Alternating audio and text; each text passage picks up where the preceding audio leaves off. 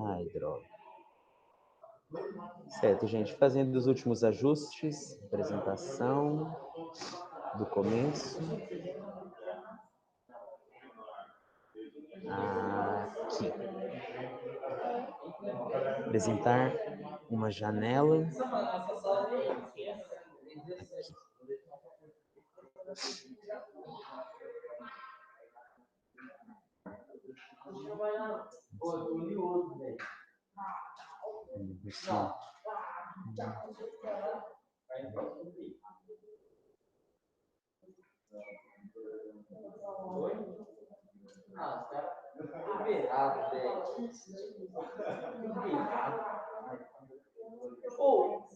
Ok.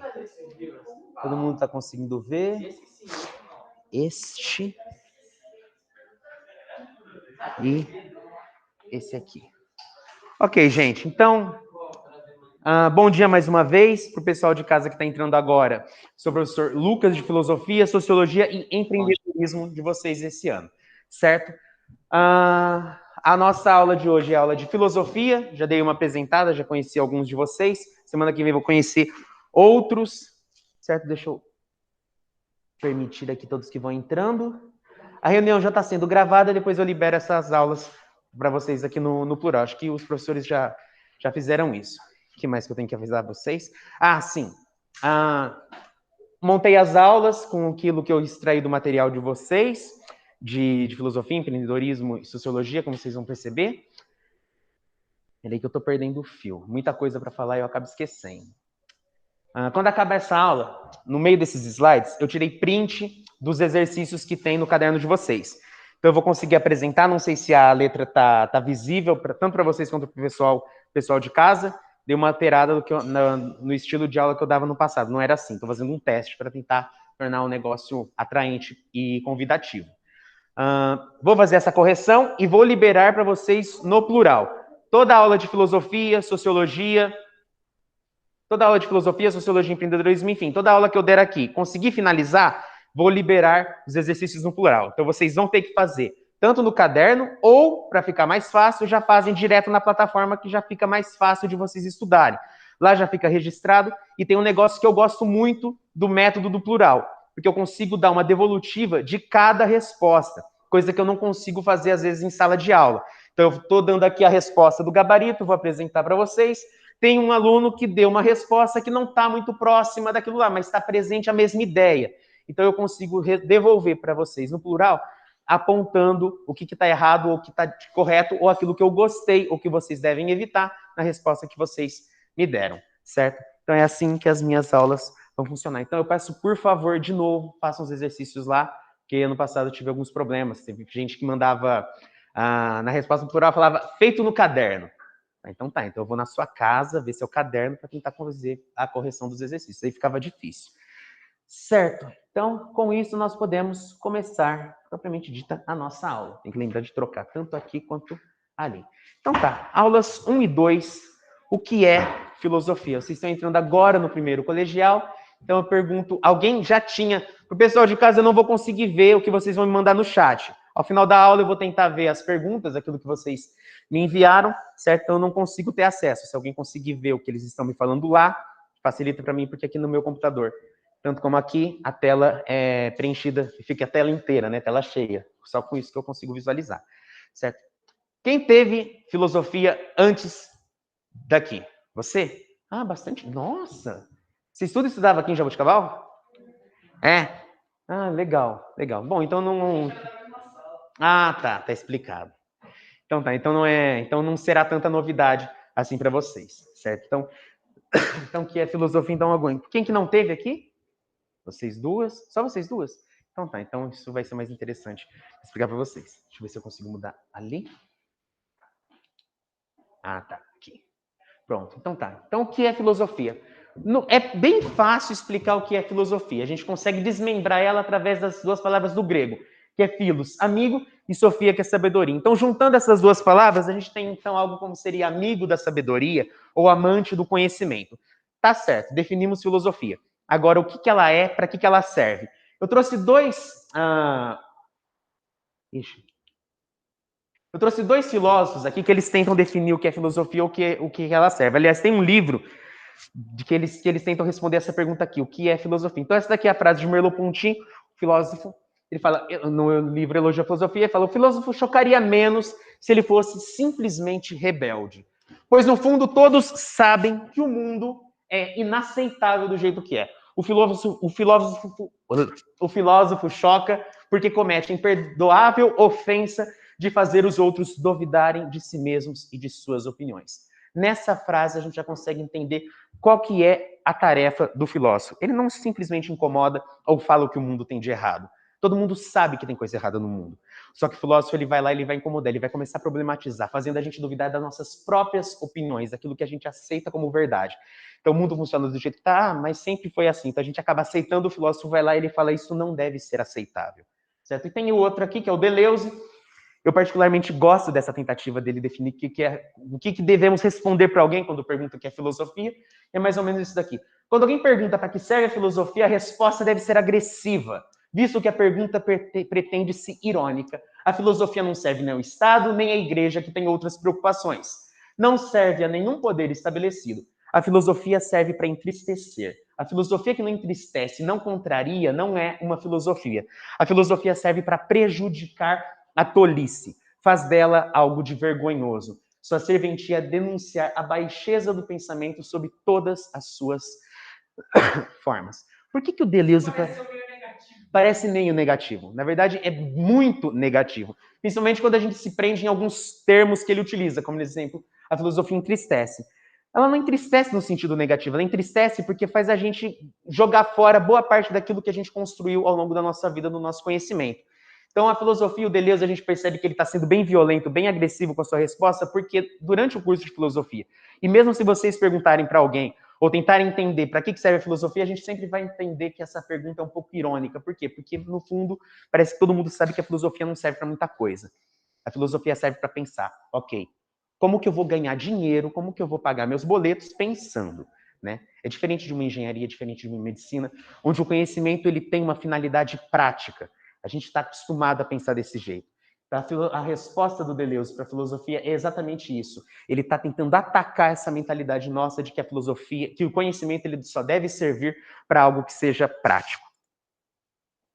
Então, é com isso também que vem aqui a... Opa, eu ainda não entendi qual que é o desse daqui para mudar. Então, para mostrar como que a filosofia ela é um pouco inútil, o caderno de vocês traz essa imagem aqui. O nome é Objeto, dessa artista aqui, Meret Oppenheim, não sei se assim se pronuncia, certo? Então, qual que é a possível semelhança, a aproximação?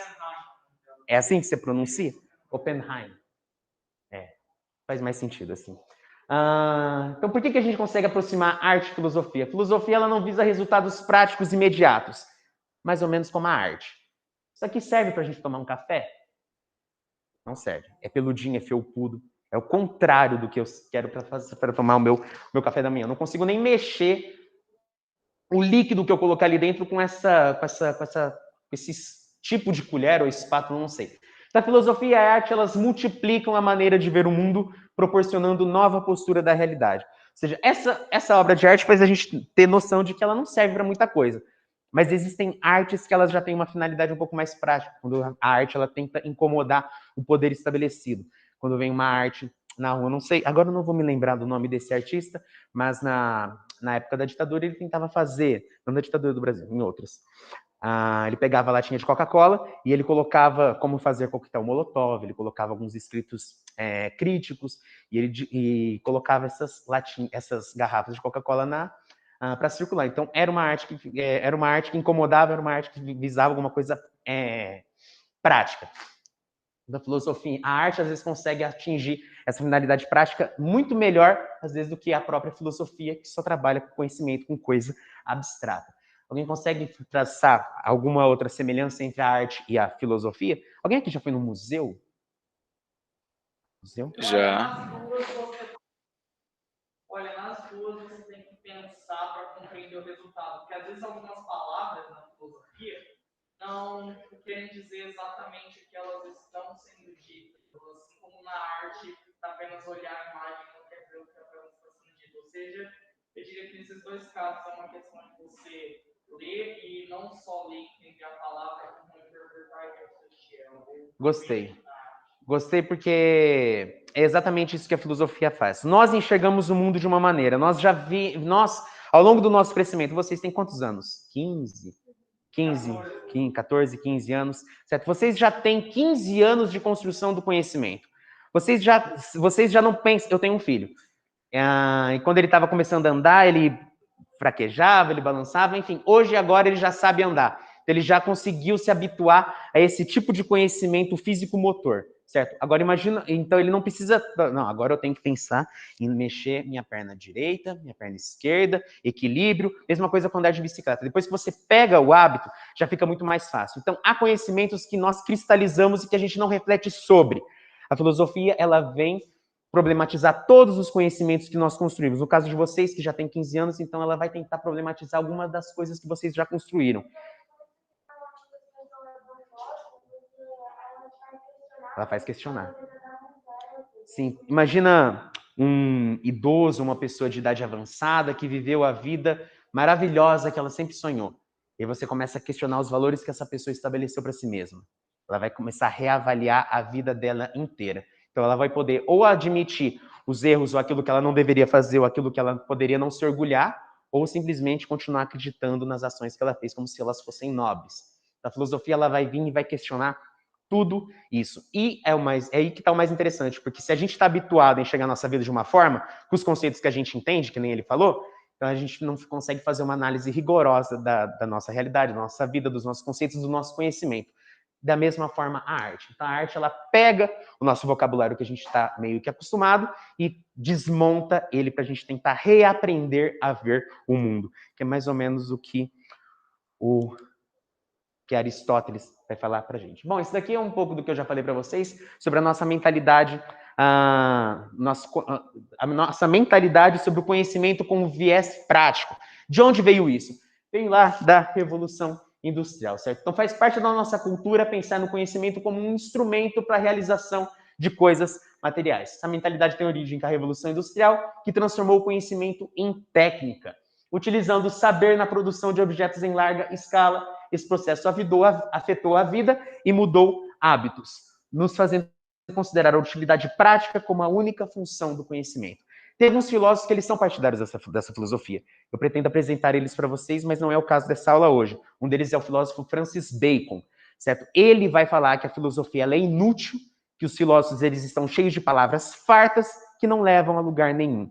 Então, foi-se o tempo da filosofia, agora é a era da ciência. Então, o Bacon ele vai ser um dos primeiros filósofos a criticar a filosofia de forma ferrenha, tentando trazer o conhecimento para essa função prática, produzir coisas, avanço tecnológico. Oi.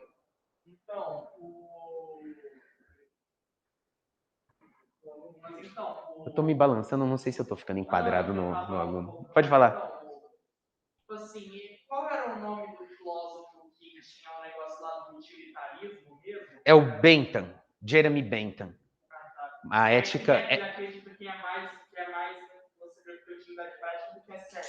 Sim. É tipo aquilo lá do trem, tipo, você mudar Isso. a alavanca do trem para que atropelar 5 pessoas para o trem atropelar 3. São os dilemas éticos. Sim, não sei se todo mundo familiarizado com esse exemplo. Inclusive, é a aula que eu vou dar no segundo, já já.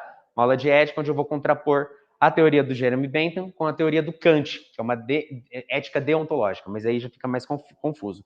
Enfim, mas a filosofia ela também serve para isso. Por quê? Porque ela está questionando, inclusive, as nossas escolhas éticas. Nós vivemos uma democracia, nós respeitamos uma Constituição, essa Constituição apresenta valores, ela apresenta regras, ela apresenta normas. O que é o certo de se fazer? Qual que é a maneira como nós devemos levar a nossa vida? Quando que acabar ou interromper a vida é autorizado pelo Estado ou é correto? Certo? Pessoas em fase terminal com doença terminal, sofrendo, já esgotaram o tratamento. Há países que permitem a eutanásia. Eutanásia é a interrupção da vida. Certo? A pessoa ela está sofrendo, não existe tratamento, não existe tecnologia suficiente para fazer esse sofrimento da pessoa acabar.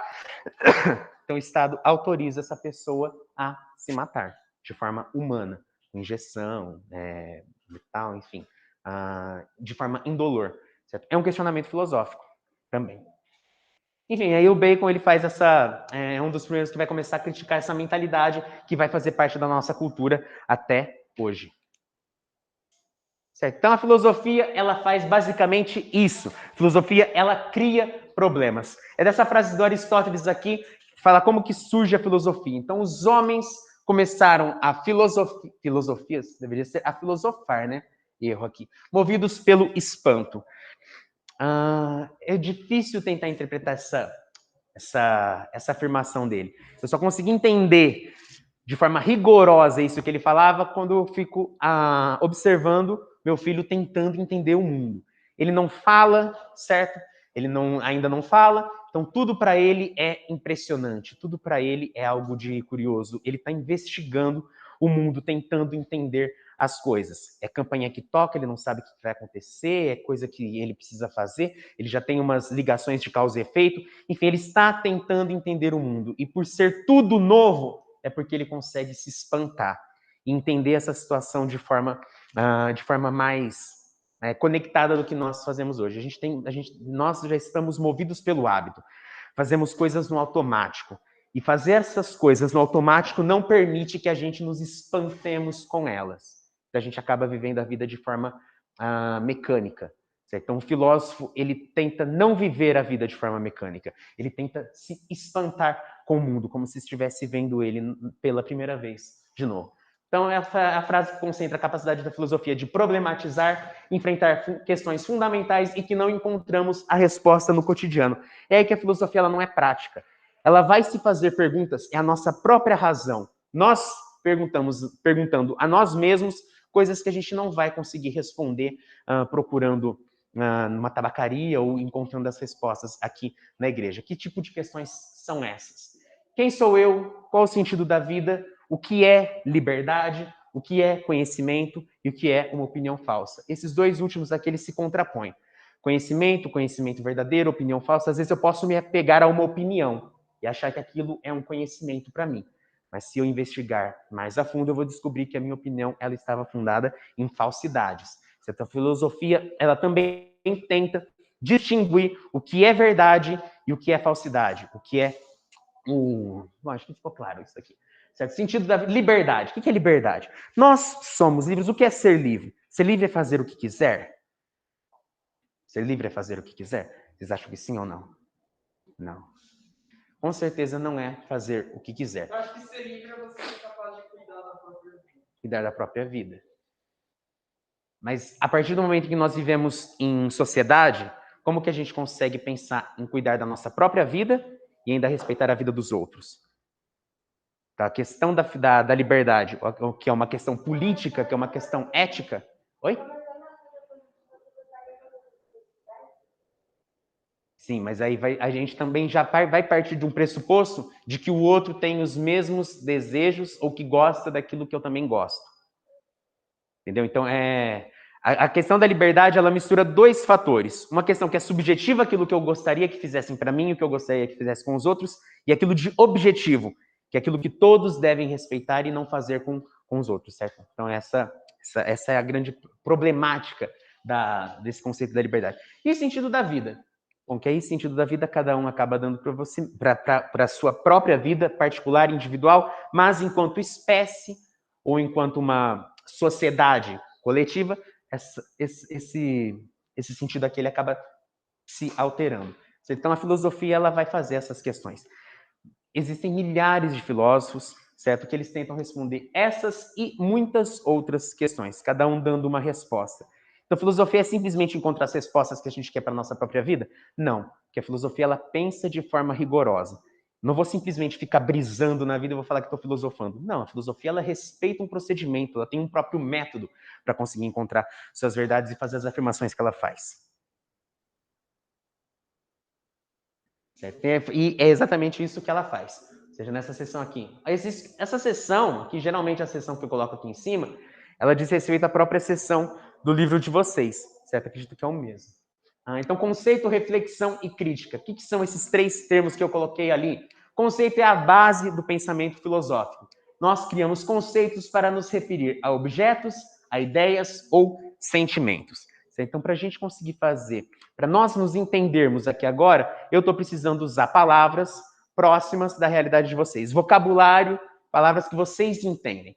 Eu não posso vir aqui falar em alemão, como filósofo Kant, e tentar esperar que vocês entendam alguma coisa que eu estou falando. Ou chegar aqui e literalmente falar de filosofia grega, em grego, e esperar que vocês entendam. Não, nós precisamos conhecer as mesmas palavras. E através dessas palavras a gente vai se referir a alguns conceitos para tentar entender essa realidade.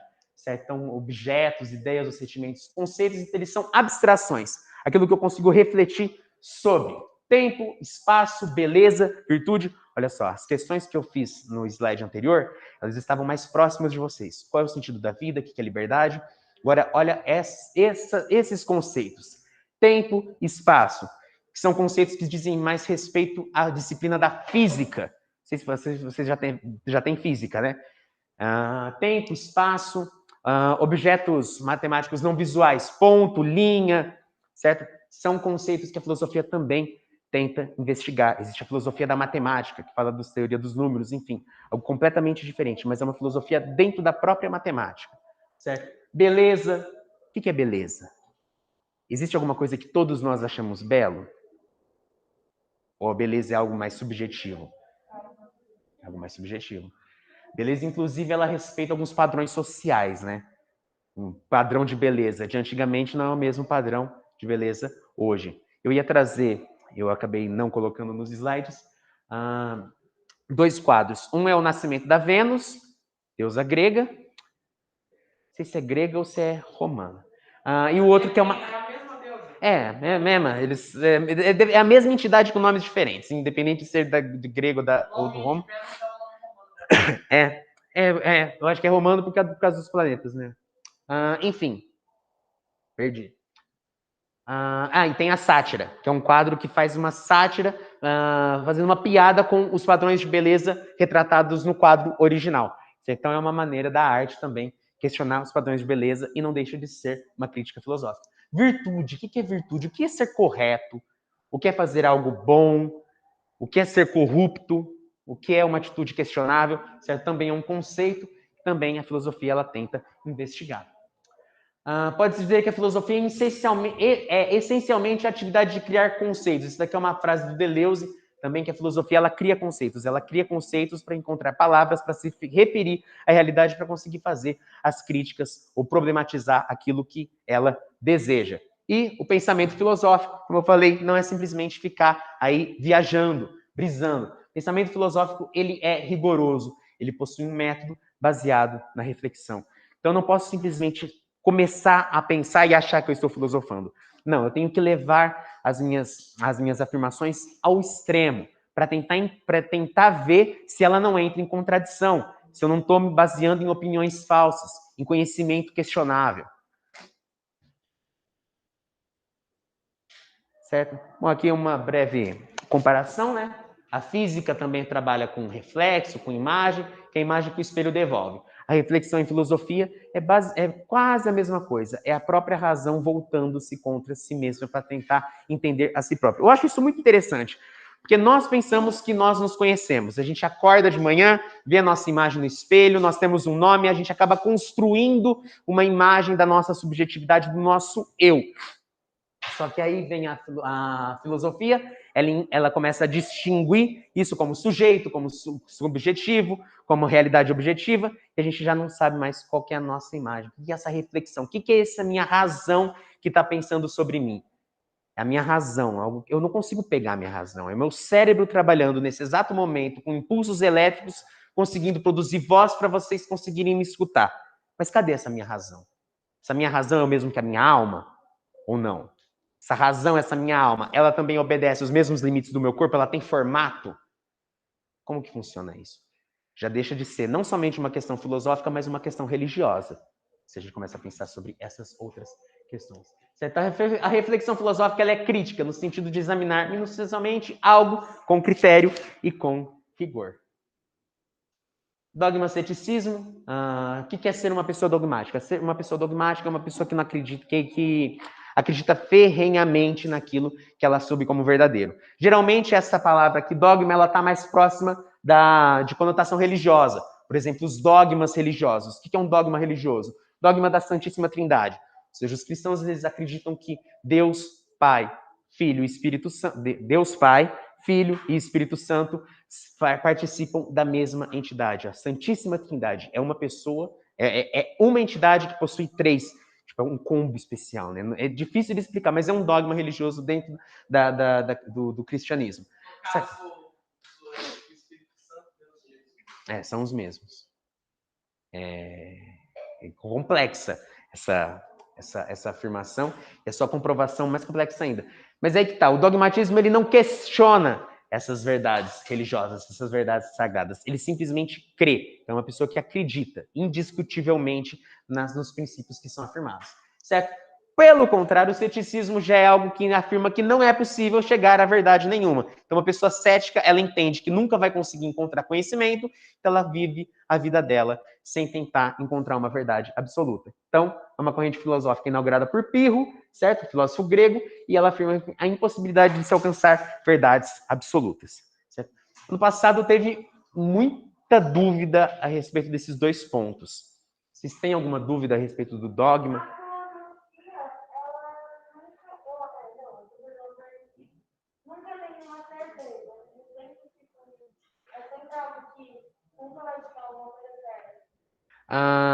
Aí que tá. A filosofia tem filósofos e filósofos. Tem filósofos que eles vão assumir uma postura dogmática. Existe uma verdade e ela precisa ser alcançada. É assim no caso do Platão, do Aristóteles, do Descartes, certo? Então eles têm uma postura mais dogmática. Eles estão querendo encontrar uma verdade. Eu não diria tão dogmática, mas não cética. Eles acreditam numa verdade, mas eles não afirmam algo de forma irrefutável e indiscutível. Certo? Mas existem filósofos que acreditam aqui na possibilidade de uma verdade. E existem os outros que são céticos. Eles já falam que não existe essa possibilidade. O Pirro, né, como ele inaugurou o ceticismo, então ele é um representante dessa corrente filosófica.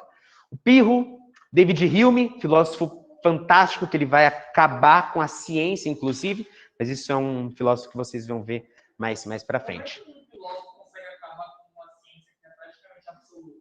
Ele questionou a razão, ele questionou como que a razão tem tanta fé na ciência, questionando o nosso conhecimento através do hábito. Ou seja, ele vai, dentro do raciocínio dele, ele vai questionar a possibilidade do conhecimento da ciência ela estar fundada no hábito. Por quê? Porque a ciência ela consegue comprovar tudo aquilo que veio do passado. Minha água ferve a tantos graus, isso tudo leva em consideração eventos do passado. Afirmações que eu faço no futuro, elas seguem uma probabilidade. Essa probabilidade, ela é fundada no hábito. Eu tenho a crença de que as coisas vão acontecer conforme eu estou habituado, mas nada impede que possa ser o contrário.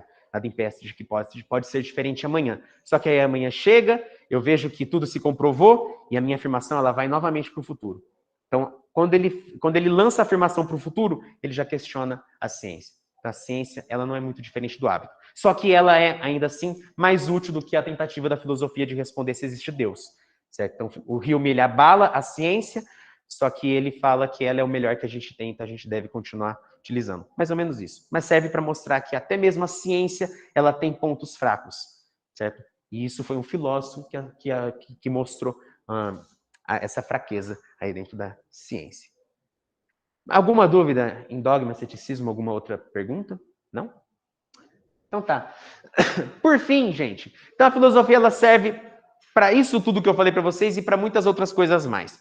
Agora, a partir da nossa próxima aula, a gente vai começar a estudar alguns filósofos gregos, certo? Então, por que a gente vai começar pelos filósofos gregos? Porque a Grécia Antiga, ela tinha fatores que contribuíram para a filosofia surgir lá. Quais eram esses fatores? A terra pobre em contato com o mar estimulou o desenvolvimento da navegação. Então, um dos primeiros princípios que influenciaram a filosofia nascer lá, a navegação.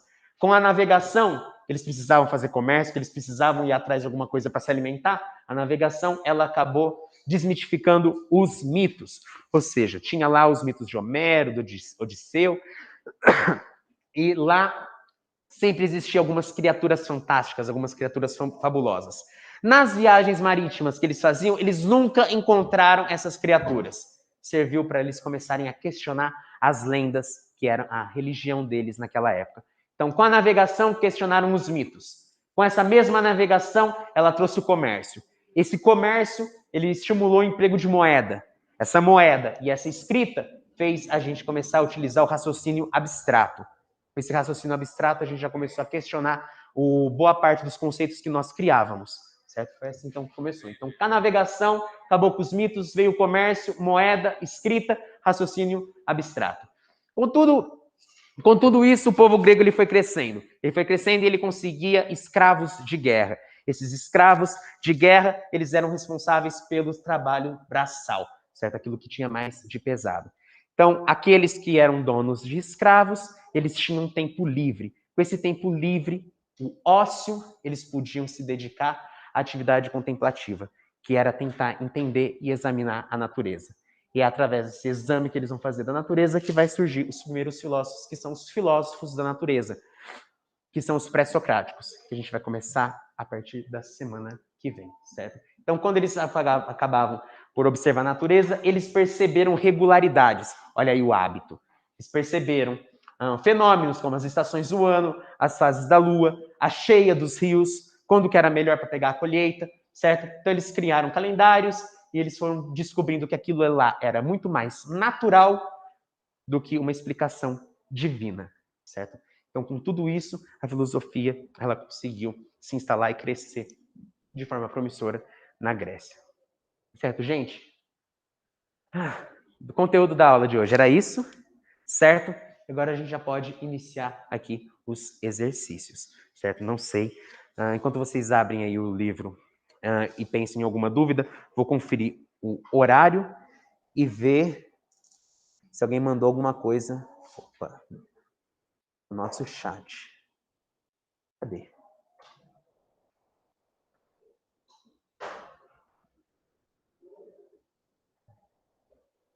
Não enviaram nada.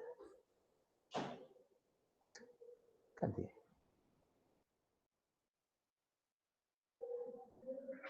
Oxe. Ah, tá. Aqui. Cadê? Certo, gente. Então vamos começar lá. Ah, não vi o horário. Ah, vai. Acho que vai dar. A filosofia de Jeremy Bentham é tecnicamente contra a filosofia, que sempre foi, né?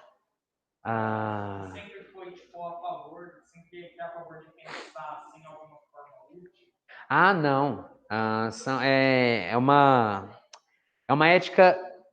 Ele e o Stuart Mill, né, são os que inauguram a ética utilitarista ou a ética consequencialista. Não é que ela está errada ou que ela vai contra. Ela questiona outras éticas que também foram desenvolvidas, como, por exemplo, a ética do Aristóteles. Do Aristóteles, para ele, a ética é a gente tentar encontrar a felicidade em nós mesmos, através do equilíbrio, do caminho do meio, não ficando entre os excessos e a falta. Tentar sempre consumir apenas o necessário, viver a vida de forma equilibrada. O Bentham não, ele já vai falar que a felicidade ela só é alcançada dependendo dos resultados. Então, se a minha ação ela gera mais felicidade para maior número de pessoas, então ela é a ação que eu devo fazer. Só que existem problemas com uma ética pensada desse jeito. Então, a gente pensa, tem um paciente numa cama. Esse paciente ele está em estado grave, mas eu posso tratar dele. O que eu posso fazer? Eu posso acabar com ele e pegar os órgãos e dar para mais 5 pessoas que estão precisando? É ético? É útil pensar dessa forma. Eu vou gerar mais felicidades. Eu vou salvar 5 pessoas matando só uma. Mas qual que é o limite ético dessa ética utilitarista? Está correto fazer isso nessa situação? Então, são esses os dilemas. Tanto a filosofia utilitarista do Bentham, como outras, existem paradoxos, né? Existem problemas que a nossa razão não consegue responder de forma tão fácil assim. Bom, vamos lá então. É o 3? Eu acho que tá errado isso aqui, não tá? É, né? Começa daí. Ixi. É a tarefa, né? Ah, não, eu acabei clicando. Eu acabei clicando aqui. Slide atual, certo. Eles estão vendo? Então tá. Então, opa. Gente, me perdi todo aqui agora. Eu não vou conseguir fazer isso aqui. Cadê? Nossa aula vai até 11h15?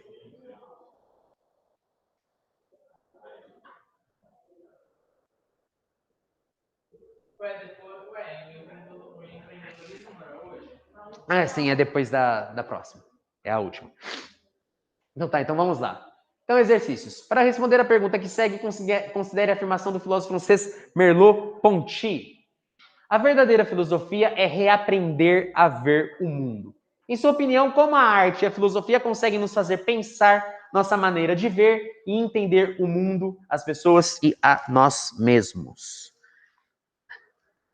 Vocês já têm acesso aí ao gabarito, mas alguém gostaria de responder? A arte é a forma que o mundo sabe questionar e modificar a nossa Certo. Você? A filosofia e a arte nos fazem ver além do que está mostrado no espírito, pensar para ter melhor solução.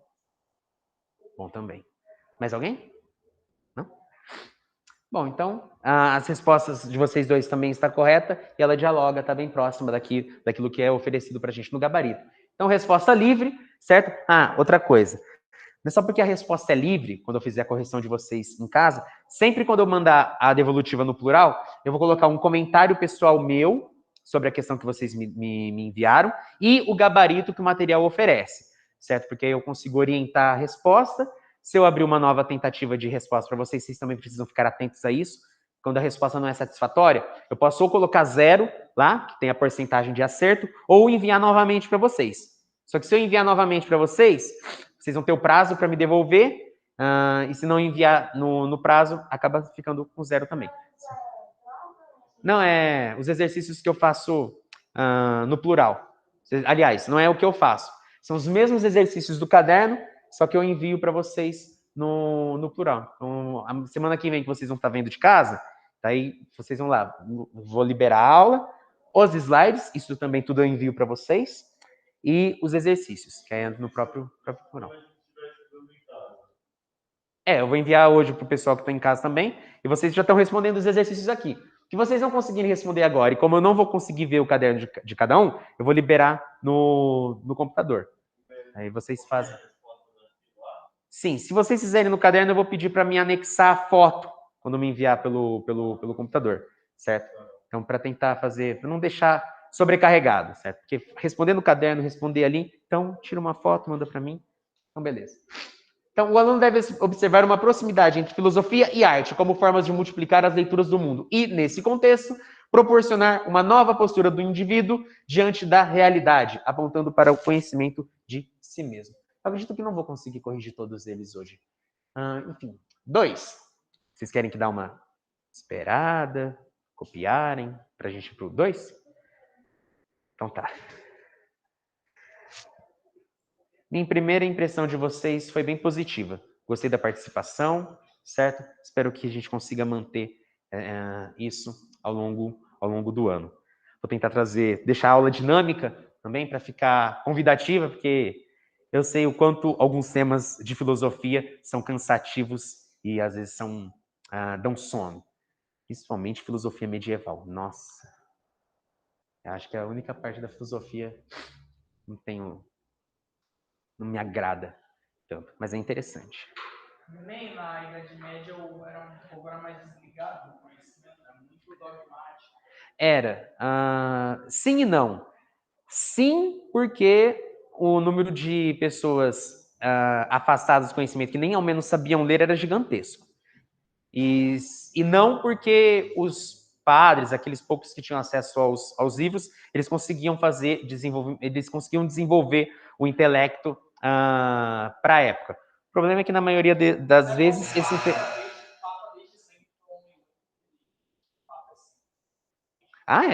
Se a gente for analisar de forma histórica, eles já tinham acesso a livros que o povo, nem a elite às vezes tinha. Tem um filme muito bom, recomendo.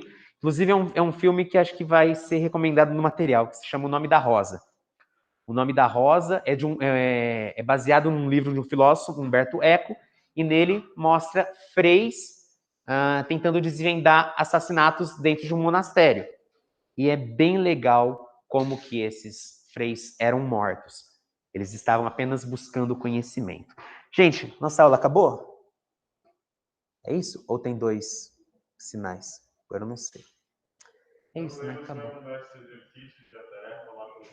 Isso, eu vou enviar então esses exercícios para vocês pelo plural. Semana que vem vou comentar eles brevemente, trazer algumas dúvidas que eu posso ver que vocês enviaram para mim respondendo pela internet, pela plataforma, certo? Aí semana que vem a gente faz essa correção e damos continuidade na matéria. Eu poderia resolver esses exercícios na nossa próxima aula, mas como é a nossa primeira aula, eu vou fazer a apresentação de empreendedorismo, mas aí os informes ficam para já, certo?